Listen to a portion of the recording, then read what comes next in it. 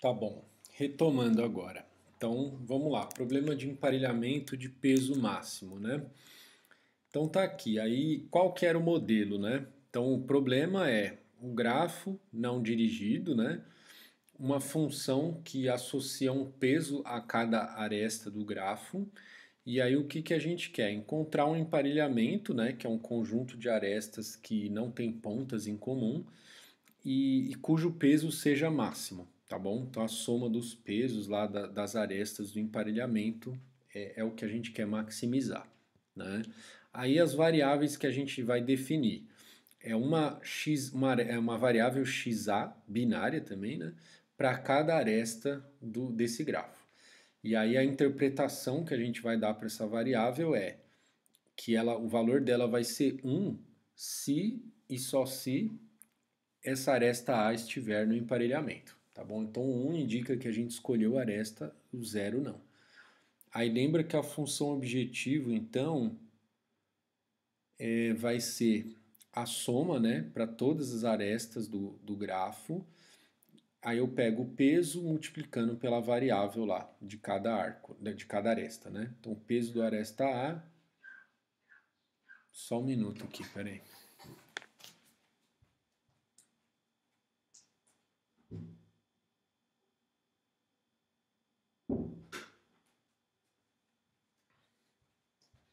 A gata. A gata ficou trancada lá no quarto das crianças e estava dando arranho na porta, tentando sair. Beleza. Então, a função objetivo, maximizar esse somatório aqui, tá bom? Para toda aresta, pega o peso da aresta vezes a variável da aresta. Quais são as restrições? Agora vai aplicar uma restrição para cada vértice, né? E aqui tinha a vírgula, né? Eu esqueci de pôr a vírgula. Aqui então tem que ter uma vírgula depois do 1, tá? Então, para todo vértice do grafo, qual é a restrição que a gente vai colocar? A soma das arestas, lá das variáveis, né, das arestas, que estão no leque daquele vértice, tem que ser menor ou igual a 1. Ou seja, né, lembra que era uma outra forma também da gente definir mesmo o problema de emparelhamento, era dizer que no leque de cada vértice eu podia escolher no máximo uma aresta para o emparelhamento, tá bom? Lembra que o leque do vértice são as arestas que incidem nele, tá bom? Que a gente, em grafo a gente fala vizinhança, são os vértices que são vizinhos dele, né? E o leque são as arestas que incidem naquele vértice, tá bom? É quase a mesma coisa, só que não é a mesma coisa, porque os vizinhos é um conjunto de vértices.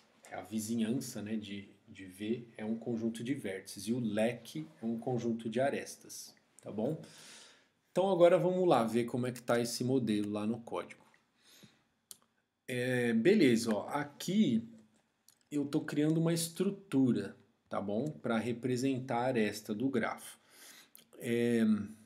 Agora eu não sei nem dizer para vocês direito por que essa palavra aqui, que ela é mutável, né? Eu não sei nem explicar isso aqui direito, tá bom? Para mim eu estou batendo um carimbo aqui, ó. Eu nem sei se funcionaria sem isso aqui, tá bom? Eu não sei, tá, pessoal? Depois, quem quiser dar uma pesquisada e me manda um áudio, me manda um texto falando, ó, professor, eu acho que é isso, isso e aquilo, tá bom? Por enquanto, eu tô batendo esse carimbo aqui, ó. Tá? Então, estrutura, aí eu dou o nome aqui, ó, aresta, e aí eu tô colocando 3 campos aí na minha estrutura, que é o U, o V e o peso, tá bom? Então, a aresta que liga o vértice U ao vértice V e tem esse peso aí, tá bom? E aqui na estrutura eu estou dizendo qual é o tipo de dado que tem cada uma desses campos aí da estrutura. Agora eu também nem sei dizer se eu sou obrigado a fazer isso ou não na estrutura, tá? Eu realmente eu falei para vocês, eu não programo em Julia, tá? Então tem umas coisas que eu não sei. Eu sei que assim funciona, agora por que tem que ser assim eu não sei, tá bom? falta estudar mais aí a linguagem, tá bom? Enfim. Então, beleza. Declarei a estrutura. Agora vamos lá. Assim, como que eu estou representando o grafo, tá? Para quem já estudou grafos, né? Quem fez algoritmos e estrutura de dados 2 comigo semestre passado, não sei se tem alguém que fez isso comigo aí semestre passado, lá a gente estudou bastante isso. Até tem umas aulas aí no YouTube, quem quiser dar uma olhada, né? É como representar o grafo no computador. É uma das primeiras aulas lá da parte de grafos, né? Porque a disciplina de algoritmos e estrutura de dados a gente abordou outros assuntos também. Mas quando a gente começou a falar de grafos, o primeiro assunto lá era como representar o grafo no computador. Mas só que isso também, pessoal, depende muito do algoritmo, né? Então, para alguns algoritmos, uma representação é mais conveniente do que outras, né? Então aqui eu fiz uma coisa meio, digamos, meio assim, do ponto de vista assim mais, se a gente quisesse fazer um código mais da hora mesmo, né, um código mais bem feito, aí assim, o código não tá assim lá essas coisas, tá bom? Vou dizer que eu fiz uma representação mais simples do grafo, que ela meio que tá jogada aqui no meio do código, né? Ela não é, eu não criei assim um módulo só para tratar grafos. Ali um módulo que é, cadê? Vamos ver aqui, ó, Simple Graph. É esse aqui, ó, Simple Weighted Graph, que é um grafo grande. Aí depois que eu mudei, achei que o código ficou melhor, tá bom? Então, mas só de curiosidade, tem um módulo lá feito aí para o Julia que ele é para tratar grafos, tá bom? Mas que eu não estou usando. Beleza. Como que eu tô, como que eu vou representar o meu grafo, né? O meu grafo, ele vai ter um conjunto de arestas guardados lá num vetor e ele vai ter a lista de adjacência de cada vértice, tá bom? A lista de adjacência é a que vai conter os vértices da vizinhança de cada vértice, tá bom? Quem são os vizinhos, né, de cada vértice. Então vamos ver de novo aqui, ó, o executa testes, ó, o mesmo esquema do outro, né? Aí tem lá o formato do arquivo de entrada, tá bom? Então depois dá uma lida aí, ó, qual que é o formato, o número de vértices, número de aresta e depois as arestas, né? O UV e o peso de cada aresta, tá bom? Esse é o formato do arquivo de entrada. E aí eu faço a leitura, lá não tem nenhuma novidade aí dentro do que a gente já tinha visto antes. Acho que a única novidade é isso aqui, ó. A lista de a lista de adjacência, ela é um vetor de vetores, tá bom? Então aqui, ó, eu estou criando esse vetor de vetores e aí eu estou inicializando cada posição com um vetor vazio, tá? É como vamos comparar com o Java, tá? Então é como se eu estivesse criando um vetor de vectors, né? Porque esse int aqui é como se fosse um vector. Lembra que eu falei para vocês? Ele é um vetor dinâmico, né? Ele vai alterar o tamanho dinamicamente. Aliás, também, ó, um outro detalhe, tá, pessoal? Quando você fala assim, um vetor que não tem tamanho, ele provavelmente o que ele implementa por baixo dos panos é um vetor que quando a gente estuda em análise de algoritmos, lá, análise amortizada, ele é um vetor que ele meio que quando ele vai estourar o tamanho, ele dobra de tamanho, né?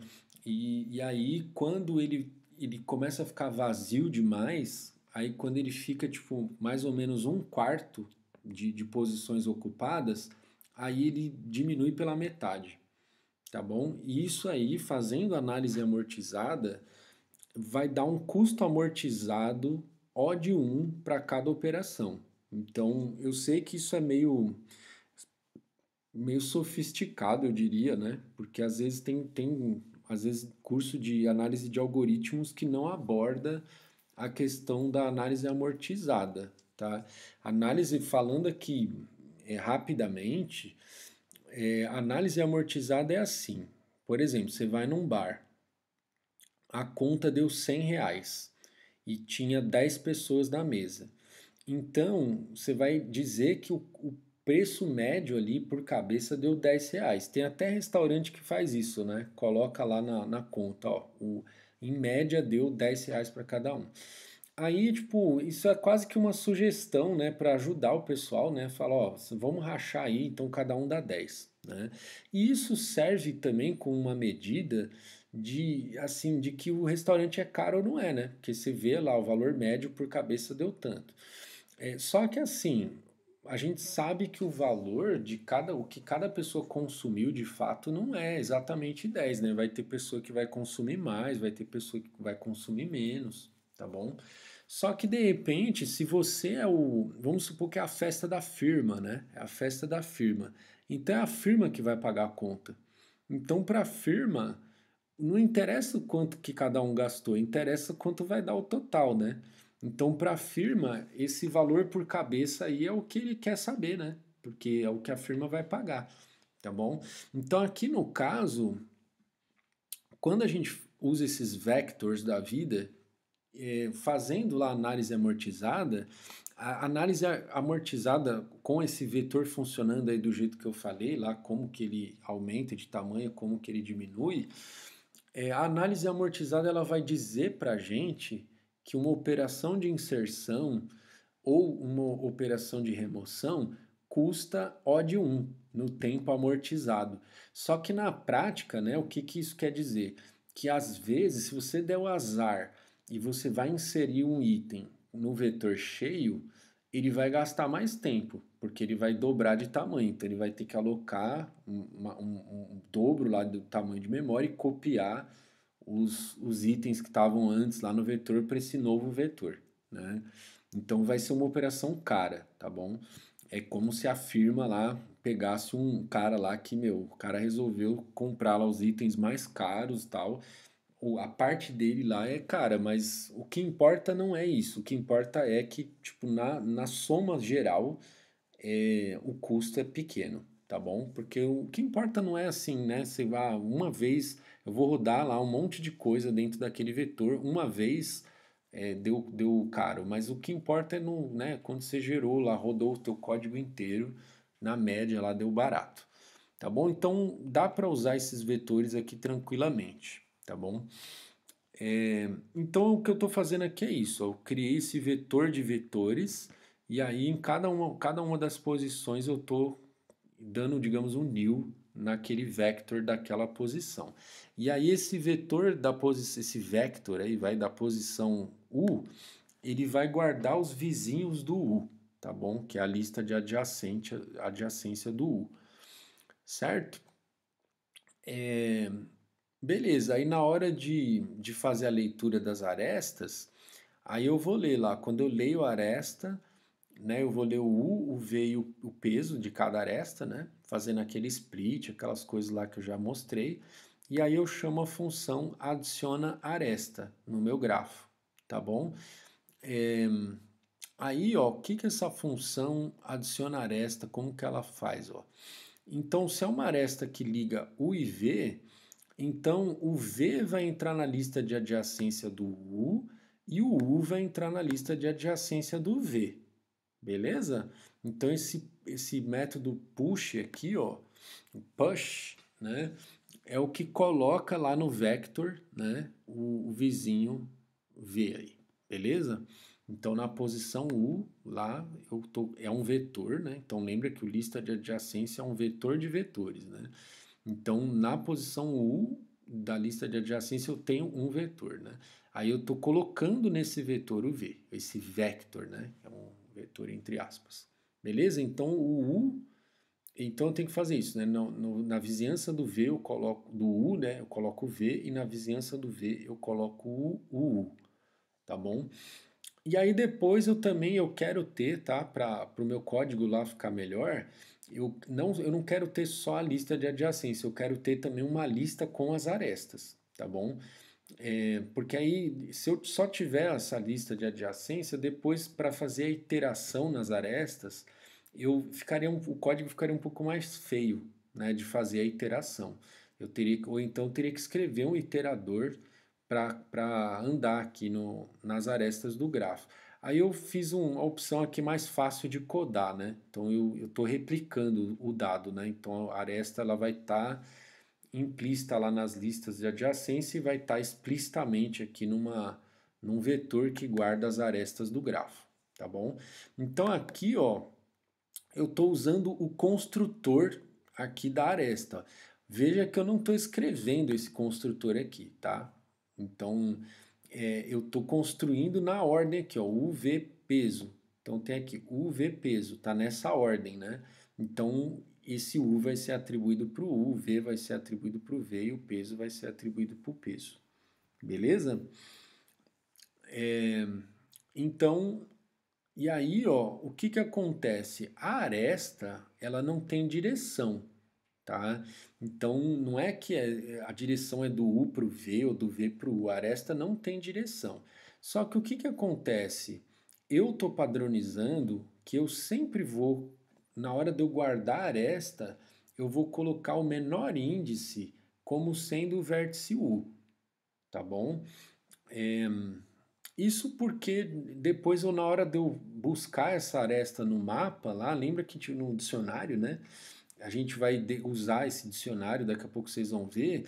Eu quero, tipo, eu tenho que ter quando eu for buscar a aresta, eu vou ter que ter a ordem aqui, ou, né? Ou vai ser o do menor para o maior ou do maior para o menor, né? Enfim.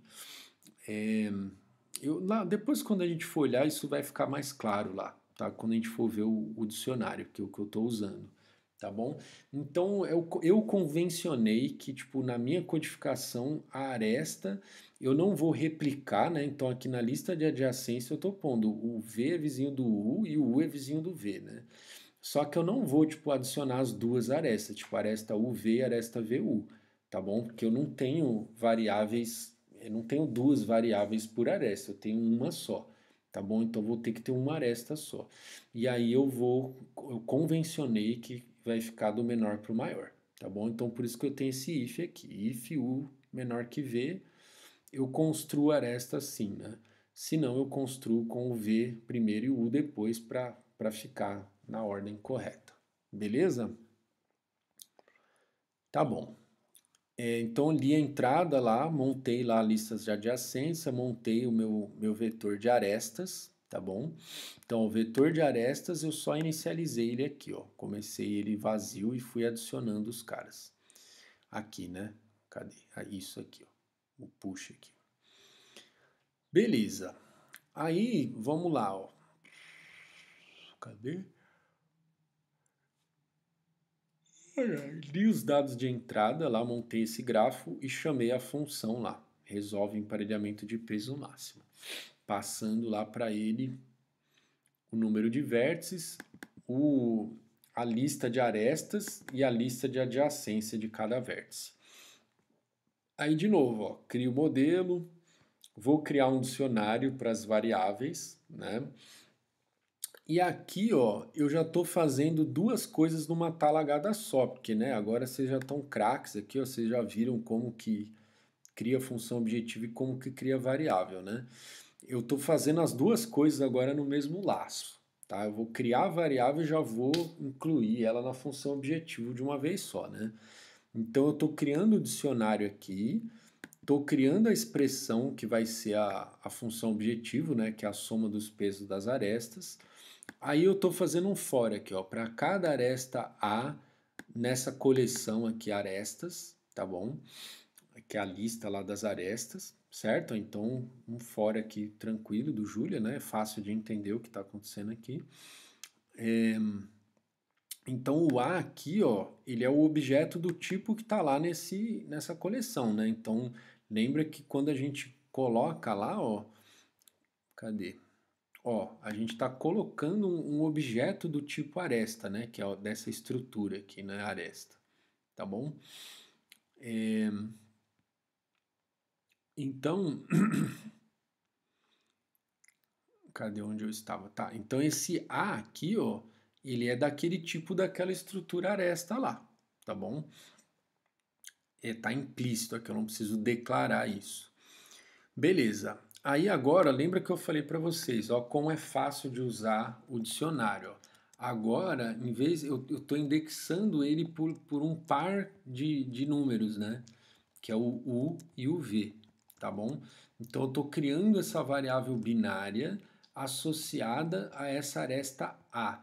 Eu poderia fazer assim, ó. Eu acho que poderia, tá? Não tenho certeza, eu acho que poderia. Só que o problema é que depois, eu acho, tá, pessoal? Não tenho certeza, eu acho que eu poderia fazer isso. Só que, qual é a questão? É que vai ter momentos aqui do código que eu tô com a aresta na mão, né? E vai ter momentos que eu não estou com a aresta na mão. Eu sei quem é o U, eu sei quem é o V, mas eu não estou com a referência da aresta na mão. Então eu quero ter o par, tá bom? E por isso que eu convencionei aquela história lá do menor primeiro e o maior depois, tá bom? Porque quando eu estou com o par de vértices, se eu colocar V e U, né? Se eu colocar o maior primeiro e o menor depois, aí o não vai encontrar lá no dicionário, tá bom? Então a gente sempre tem que lembrar aí que é o maior primeiro e o menor depois. Então aqui na aresta eu sei que como eu criei essa aresta lá naquela função que já verificava isso, aqui eu não preciso verificar. Aqui eu já sei que o menor está do lado esquerdo. Quando eu não souber, eu vou ter que verificar, tá bom? Nesse caso aqui eu já sei. Beleza. Aí eu coloco, adiciono na expressão lá, então acabei de criar a variável e já adiciono ela na função objetivo, multiplicando lá pelo peso da aresta. Beleza? E aí eu crio a função objetivo aqui, do jeito que a gente viu lá no exemplo anterior, tá bom? De maximização, de novo, né? Então, beleza, vou passar aqui que a gente já viu isso. Agora vamos para aquela restrição do leque lá, né? Cadê? A restrição do leque lá, para cada vértice. Então, vamos lá. Aqui, ó. Para cada vértice, né, de 1 até número de vértices, eu crio a expressão lá, soma leque, que eu estou chamando ela.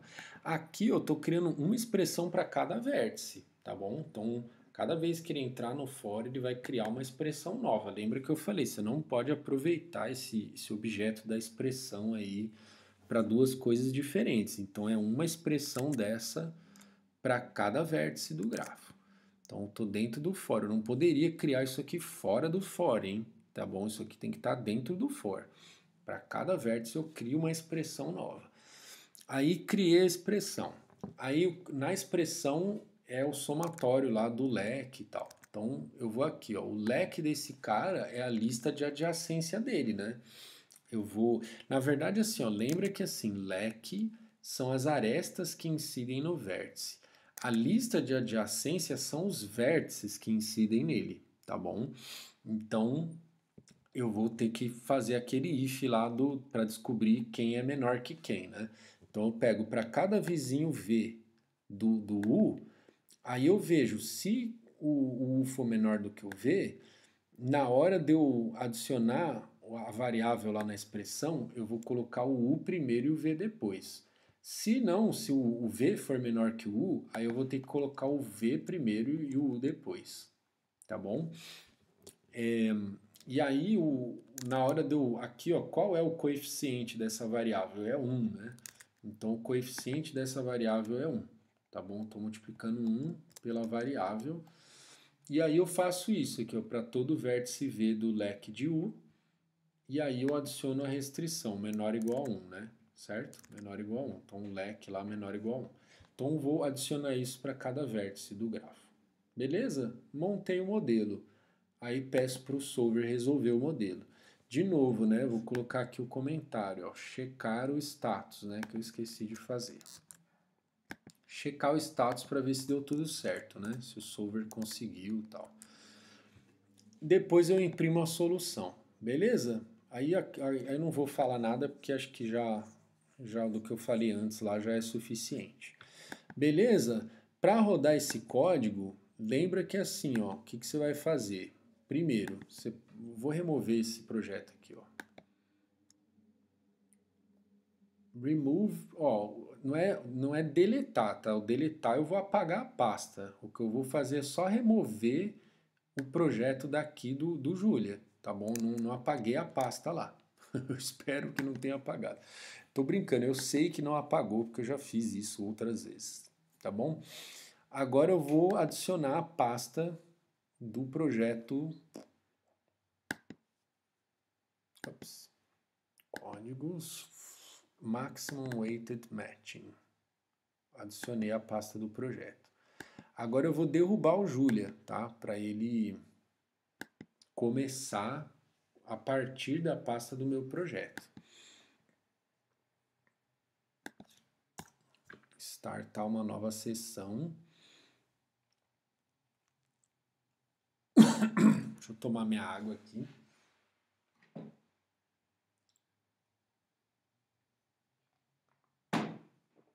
Aí, pessoal, ó, eu vou pedir para vocês fazerem o seguinte, ó. Vai lá na pasta do projeto, ó, Maximum Weighted Matching. E aí você dá uma olhada, tenta desenhar esse grafo aqui, né? Tá bom? Vamos ver aqui ó, qual que é o... Ó, então tem essas arestas, ó, 1 ligando 2 com peso 10, 1 ligando 3 com peso 1, 2 ligando 4 com peso 8, 3 ligando 4 com peso 2, 3 ligando 5 com peso 9, 4 ligando 5 com peso 2. Tá bom? Um gráfico que tem 5 vértices e 6 arestas. E as 6 arestas são essas aqui. Então vai lá e desenha esse grafo aí, tá bom? E aí quando você rodar o código, você dá uma olhada lá, vê qual é o emparelhamento que ele encontrou aqui, tá bom? Vê se é um emparelhamento mesmo, né? Do vídeo de negócio, né? Ah, desculpa, só uma coisa aqui, ó, agora já foi, né? Tá rodando aqui. Peraí. Ele não tinha startado o Julia ainda. Eu achei que o Julia já estava startado. Ele ainda está startando. Que aí, antes de rodar, é bom você rodar aquela função lá, pwd, só para conferir, para ver se ele está rodando no diretório correto.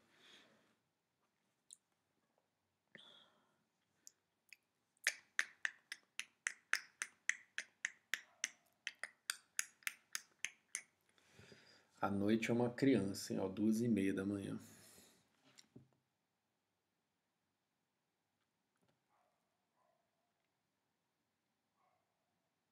Tá aí, ó. Arestas do emparelhamento de peso máximo. É a aresta que vai do 1 para o 2 com peso 10 e do 3 para o 5 com peso 9.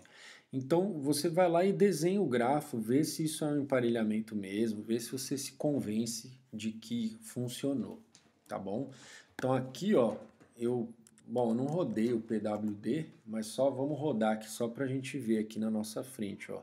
Tá vendo? Agora ele está rodando a partir da pasta desse projeto aqui. Beleza?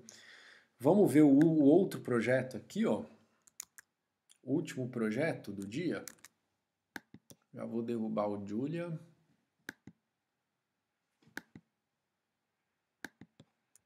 Já vou arrancar esse cara daqui. Cadê?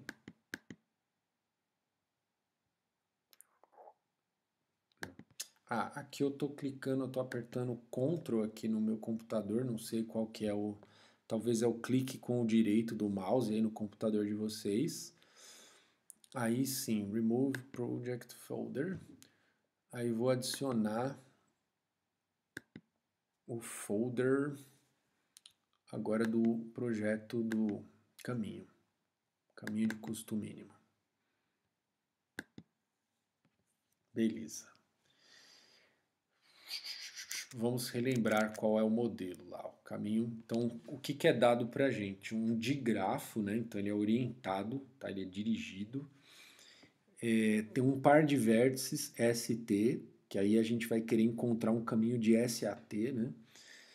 Aí vai ter uma função que associa um custo para cada arco do digrafo, tá bom? É um custo não negativo, né?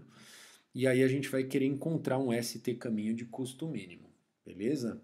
E a formulação, qual que era? Agora é a minimização, aí a função objetiva é aquilo, mesmo somatório lá. Ah, desculpa, eu nem falei, né? As variáveis. É uma variável binária associada a cada arco com a interpretação de que se for 1 é porque aquele arco está no caminho, tá bom? E aí, função objetivo, tenho que minimizar o custo aí total dos arcos que eu vou escolher para compor o caminho, né? Aí lembra que assim, né? Eu não vou explicar o modelo assim, por que ele é verdadeiro, porque eu expliquei na aula passada, né? Então, assim, vocês lembram quais eram as restrições, né? Que assim, para todo vértice, exceto o S e o T, eu vou ter essa restrição aqui, ó, leque de entrada, soma, né, dos arcos do leque de entrada, que são os arcos que entram no vértice V, né? Menos a soma do leque de saída, então são os arcos que saem do vértice V, isso tem que dar 0, né? Então o que entra é igual ao que sai, né? Então, ou seja, se isso aqui é para caso o vértice ele não esteja no caminho, isso aqui vai dar 0 dos dois lados, vai dar igual a 0. Se ele está no caminho e ele não é o S nem o T, então ele vai ser um vértice intermediário do caminho. Então vai ter um arco entrando e um saindo, tá bom? A gente viu lá porque que sempre vai ser isso, né? Um entrando e um saindo. E aí vai dar 0, né? Agora, quando for o S, o vértice S, ele tem que ter um arco saindo, né? Eu até poderia falar, a soma do leque de saída, que é esse aqui, tem que ser igual a 1, né? Mas eu quis manter isso aqui porque, enfim, eu acabei fazendo assim, tá? Então, o que sai menos o que entra, só para ficar igual do lado esquerdo, né? O que sai menos o que entra vai dar menos 1, tá bom? Então, ou seja, o leque de saída eu tenho que escolher algum. Então, algum arco tem que sair do S, que é a origem, né? E no T, algum arco tem que chegar, né? Então, vai ter um arco saindo do S, aí os vértices intermediários vai ter um entrando e um saindo, e no vértice final vai ter um entrando. Beleza? Vamos ver lá no código. Aqui eu poderia ter feito só, então, porque agora eu não lembro se no código, eu só estou falando isso porque talvez no código eu tenha feito só somado o leque de saída e colocado igual a 1, e aqui no caso do T, só somar o leque de entrada e colocar igual a 1. Poderia fazer isso, tá bom? Vamos ver lá. Bom, a primeira coisa que eu queria que vocês percebessem também é que aqui, ó, agora eu vou rodar com o Ciplex, tá? Não vou rodar com o, com o Gurobi, tá bom? E a única coisa que vai mudar é isso, ó. Eu vou usar o pacote do Ciplex, então vou ter que instalar o pacote do Ciplex, né? Mas instalar pacote é bem tranquilo, então você vai digitar lá aqui, ó, pkg.add ciplex, só que o ciplex é tudo maiúsculo, tá bom? Aí você vai arrumar a variável de ambiente lá, ciplex home, vai apontar lá para a pasta que tem que apontar lá, onde o ciplex foi instalado, e, e talvez aí ter que colocar também o ciplex home no path, tá bom? Não tenho certeza se tem ou não tem que fazer.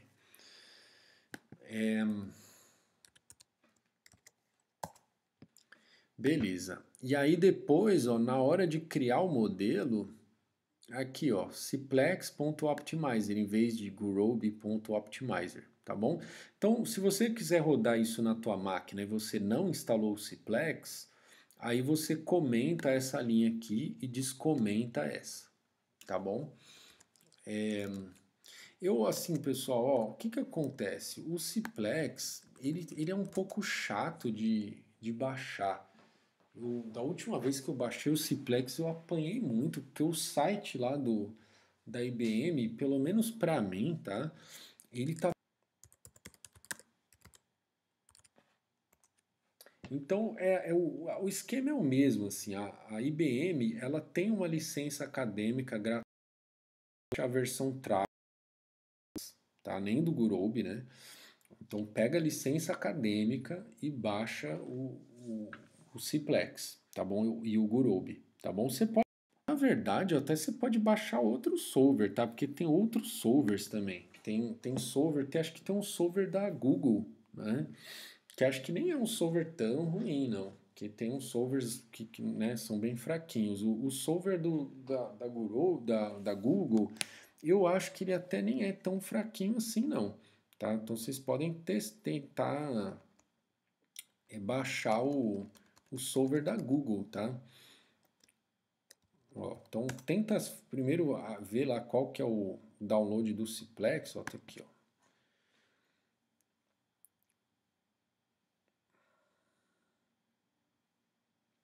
Como é que chama? Aí você baixa lá o Ciplex e baixa também o outro solver que você quiser testar, tá bom? Eu só achei que o site lá da IBM é um pouco confuso, às vezes eu clico em vários lugares lá para chegar onde eu quero chegar, tá bom? Beleza. Aí, vamos ver aqui o que tem nesse código de mais, né? Vamos ver o arquivo de entrada, como que é. Ah, como que eu estou representando, né? O meu digrafo. Eu vou ter os vizinhos de saída e os vizinhos de entrada, tá? Em listas separadas, tá? Então, vizinhos de saída e vizinhos de entrada. E aí eu vou ter um dicionário para guardar o custo do arco, tá bom? Então, quando você consultar quando você quiser saber o custo de um arco, ele vai estar dentro desse dicionário, tá bom? Você vai passar aqui o U e o V. Então, aqui eu não criei uma estrutura para o arco, tá bom? Eu fiz uma representação bem simples, para o código também ficar bem enxugado, tá? E aí, quando você quiser adicionar um arco, você vai chamar essa função aqui, ó.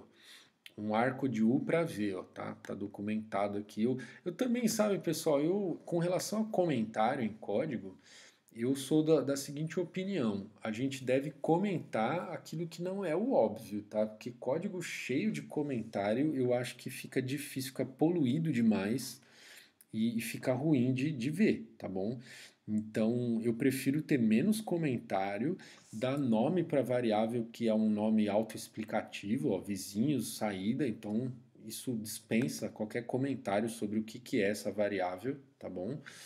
E, e aí, enfim, aí documenta o que é estritamente necessário. Então esse U tracinho V significa que o arco vai do U para o V, né? Então, quando você chamar a função, você já sabe que você está adicionando um arco de U para V e não de V para U, tá? Com esse custo aqui.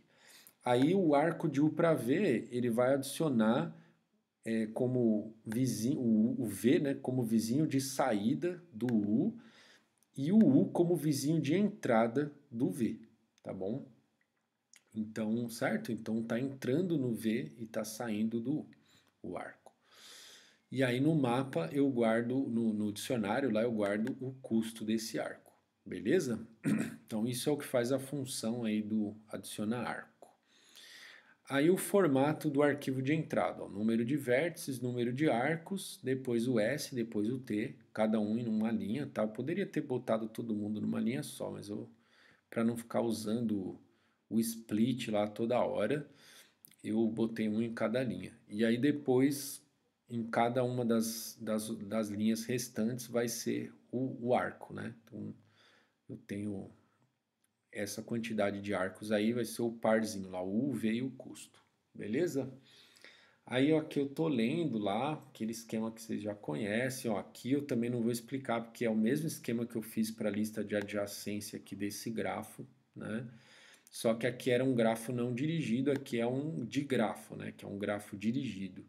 Então, por isso que eu separei aqui, vizinho de entrada e vizinha de saída. Mas é o mesmo esquema de antes. Beleza? Então, lemos a entrada. Agora, vamos ver o modelo aqui, ó. Então, de novo, eu estou fazendo aqui, juntando, né, a criação das variáveis com a montagem da função objetivo. Tá? A única coisa que muda aqui é que agora essa função de objetivo é de minimização, tá bom? Então, o mapa, de novo, eu estou indexando aqui pelo UV. Agora, o UV, ele não tem mais aquela história do menor, é do lado esquerdo, porque agora é um arco, né? Ele é direcionado mesmo, né? Então, se eu tiver do arco do 1 para o 2, não significa que eu tenho também do 2 para o 1, né? Então, 1 para 2 é diferente de 2 para 1, tá bom? Então não tem mais aquela história lá da ordem lá dos vértices, né? A ordem agora é a ordem do arco mesmo. Beleza. Montei a função objetivo de minimização. Agora vou montar aquela primeira restrição lá essa aqui, né? Então vamos ver aqui como é que fica. Ó. Então eu tenho duas expressões, tá? Aqui eu fiz assim, tá? Você não é obrigado a fazer assim, mas eu estou criando duas expressões. Isso para o código ficar mais legível, tá, pessoal? Você poderia ter uma expressão só e adicionar essas coisas na mesma expressão, tá bom? Então eu fiz, tipo, para ficar mais legível, tá bom? Vizinhos de entrada, vizinhos de saída, né? Do vértice. Aqui, ó, tá vendo? Eu tô montando tudo numa talagada só. O código não tá tão didático assim. Aqui, na verdade, ó, então vamos ler assim, ó, como se fosse. Vamos ver o código aqui, vai, porque acho que o negócio não tá. Ele tá fazendo aquilo que eu falei lá. Tá bom. Vamos ver o código, eu vou falando. Então eu tô aqui acho que é a paciência também, né? Quando a nossa paciência vai esgotando, a gente já vai economizando, né? Já vai fazendo as coisas numa talagada só. Mas às vezes isso fica um pouco mais bagunçado, né? Então eu não sei aqui se eu fiz do jeito mais fácil que tinha, não. Mais fácil não. Acho que eu fiz do jeito mais fácil, mas acho que não do jeito mais fácil de entender, né? Então eu estou fazendo for para todo vértice, tá bom? E aí eu estou colocando aqui duas expressões, os vizinhos de entrada e os de saída, que seriam esses somatórios aqui, né? Somatório dos vizinhos de entrada e somatório dos vizinhos de saída. Aí eu vou lá, para cada vértice V, que é vizinho de entrada de U, eu adiciono lá, ó, coeficiente 1, né, no vizinho de entrada, e coeficiente... aqui tá. Eu poderia ter colocado coeficiente menos 1, né? Mas não foi o que eu fiz. Eu coloquei... Não tá nada didático isso aqui, né? Coeficiente 1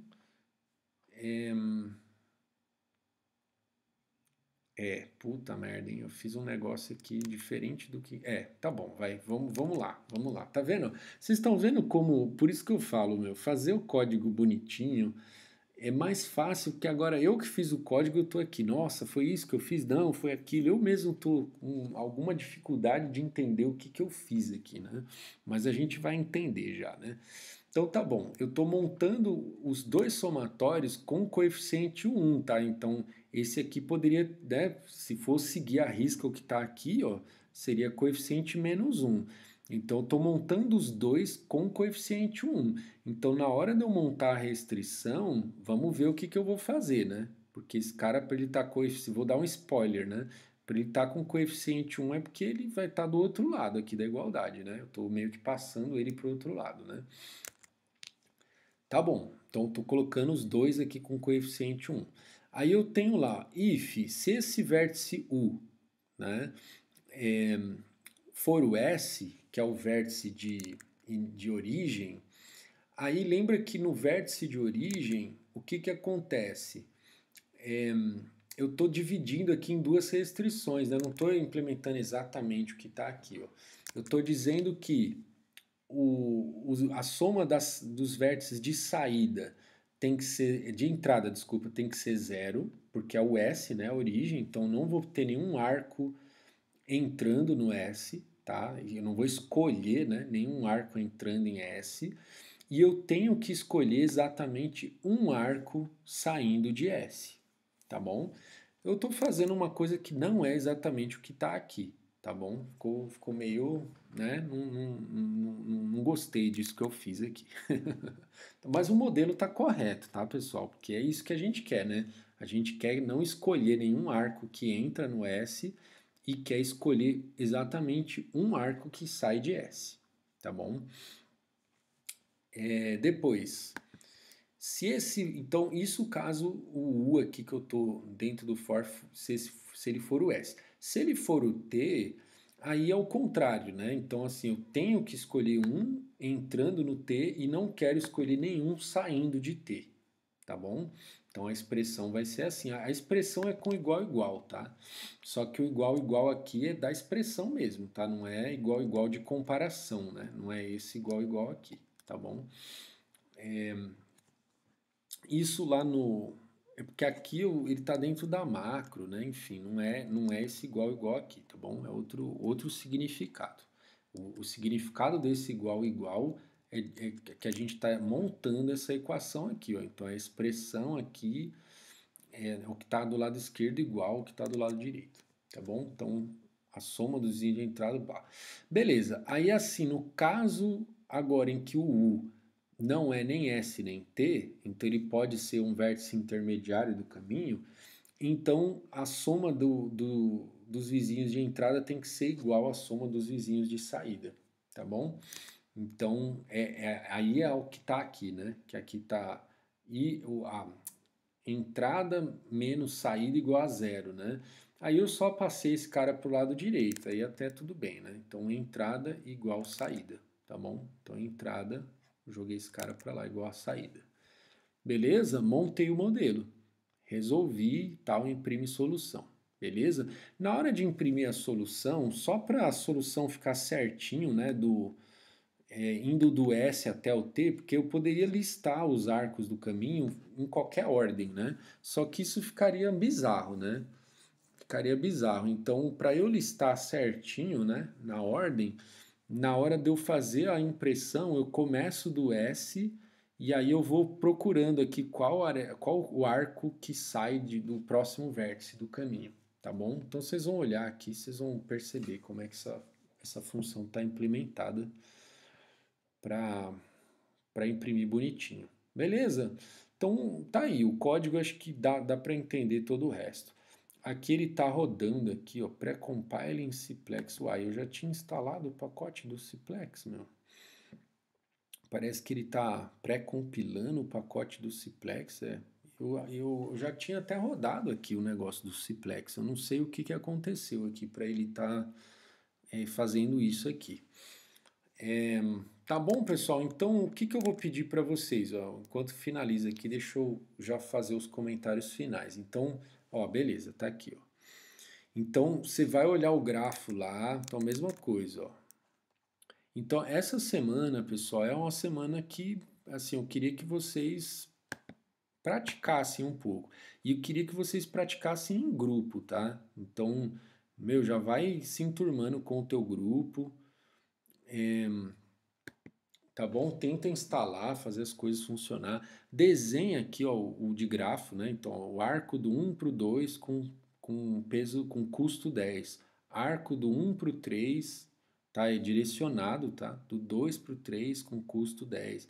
Desenha esse de grafo, depois vê aqui o caminho. Ó. Então, o caminho usa o arco do 1 para o 3, depois do 3 para o 2, depois do 2 para o 4, depois do 4 para o 5 e do 5 para o 6. Tá? Então, ó, o S e o T, o S é o 1 e o T é o 6. Né? Então, o caminho vai do 1 até o 6. Beleza? E aí agora rodou no Ciplex, tá bom? Ó, ele rodou aqui no Ciplex. Então, vocês viram que o código aqui é igualzinho. Se eu quiser agora rodar isso aqui no Gurobi, é só eu mudar aqui para fazer essa linha aqui, ó. Tá bom? E essa outra linha aqui, ó.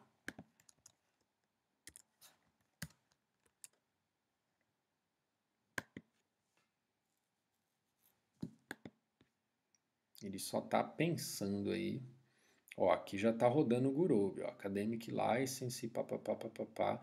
Entendeu? Ó, isso aqui é uma mão na roda, tá, pessoal? Trocar de um solver para o outro, só fazendo isso aqui é uma baita de uma mão na roda, tá bom? Isso é interessante também, porque depois, quando a gente for fazer experimento, aí vocês podem testar, né? Falou, para esse conjunto de instâncias aqui, nesse problema tal, o solver tal foi melhor do que o outro. Né? É um tipo de experimento que vocês podem fazer, tá bom?